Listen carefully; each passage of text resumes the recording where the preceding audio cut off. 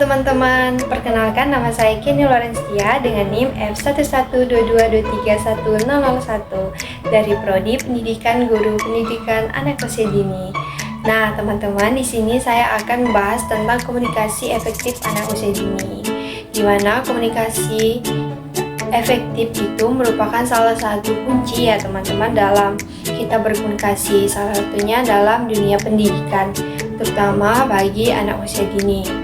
Namun, komunikasi dapat dikatakan efektif jika pesan yang kita sampaikan itu dapat dipahami dengan baik oleh penerima pesan. Nah, ketika komunikasi antara komunikator, ya penyampai pesan, dan penerima pesan itu dapat dipahami oleh penerima pesan, itu dikatakan komunikasi efektif.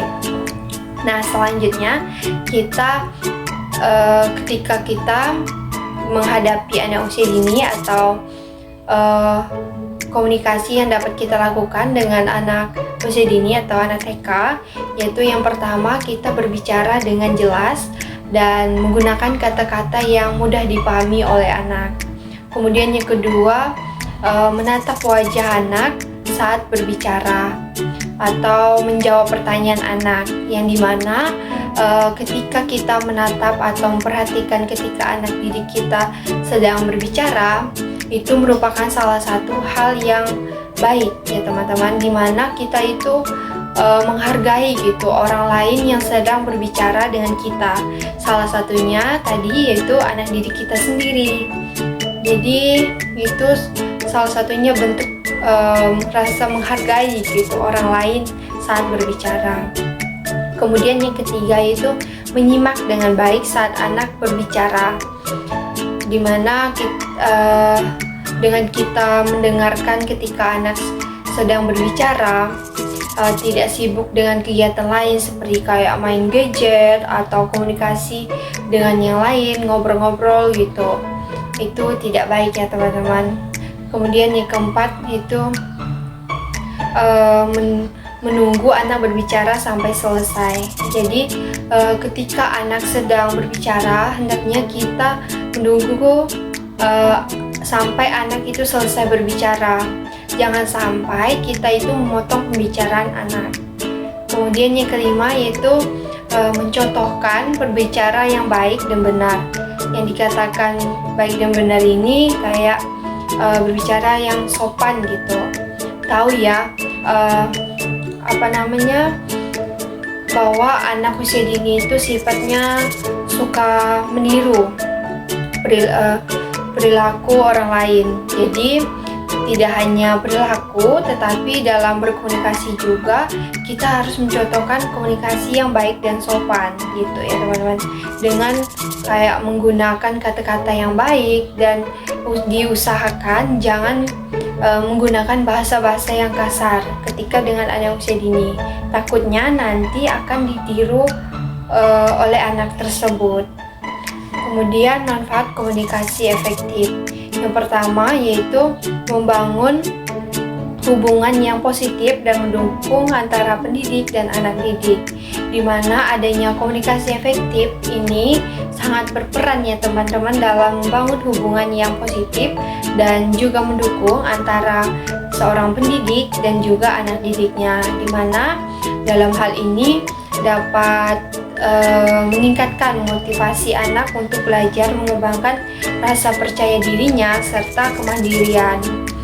Nah, ini dalam konteks pendidikan anak usia dini ya teman-teman, di mana komunikasi yang efektif itu melibatkan kemampuan seorang pendidik itu untuk mendengarkan saat anak berbicara, kemudian merespon dengan empati ketika anak itu berbicara dengan kita, dan juga menyampaikan informasi yang jelas gitu, dan juga menggunakan bahasa-bahasa yang sederhana untuk anak usia dini agar mudah dipahami oleh anak.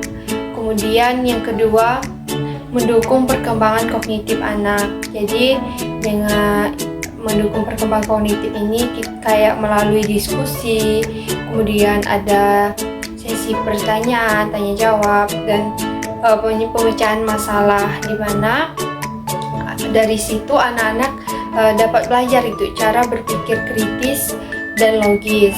Dan sebagai pendidik yang kita harus menggunakan komunikasi yang terbuka dan juga mendorong anak untuk bertanya serta mengekspresikan pendapat anak tersebut gimana.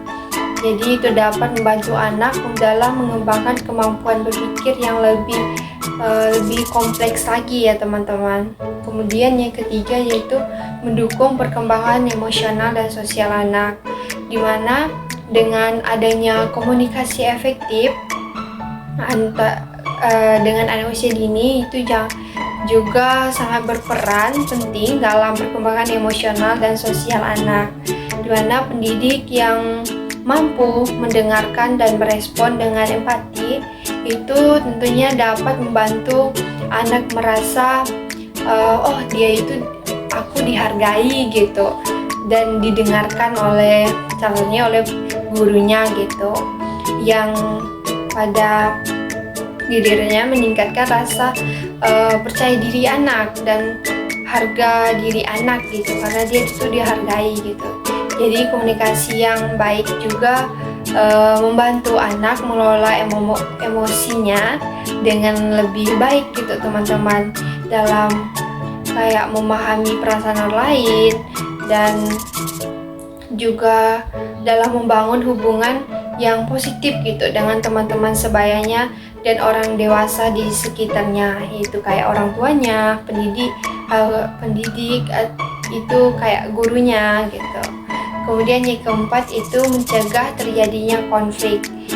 Nah, adanya komunikasi efektif ini dapat bermanfaat gitu dalam mengurangi kesalahpahaman dan konflik yang muncul akibat kurangnya klarifikasi informasi.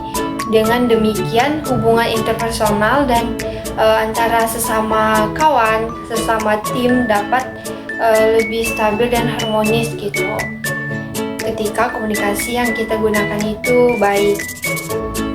Kemudian yang kelima itu menghindari kesalahpahaman komunikasi yang efektif ini menghindari kesalahpahaman dengan kita itu menyampaikan informasi yang jelas dan tepat sasaran gitu. Hal ini tentunya dapat memastikan bahwa semua yang terlibat itu memahami gitu informasi yang sama dan juga mengurangi resiko konflik tadi dan meningkatkan efektivitas operasional dalam berkomunikasi. Jadi itu pentingnya komunikasi efektif. Kemudian dapat kita simpulkan ya teman-teman, di mana pendidikan anak usia dini adalah fase kritis yang tentunya dalam membentuk dasar bagi perkembangan anak di masa depan. Pada tahap ini, anak-anak itu belajar tidak hanya dari apa yang diajarkan secara langsung, tetapi juga dari lingkungan dan interaksi sehari-hari dengan anak usia dini. Oleh karena itu, komunikasi yang efektif menjadi esensial atau sangat penting untuk memastikan bahwa anak-anak itu menerima informasi dengan baik serta dukungan yang mereka butuhkan gitu untuk perkembangan dengan optimal gitu.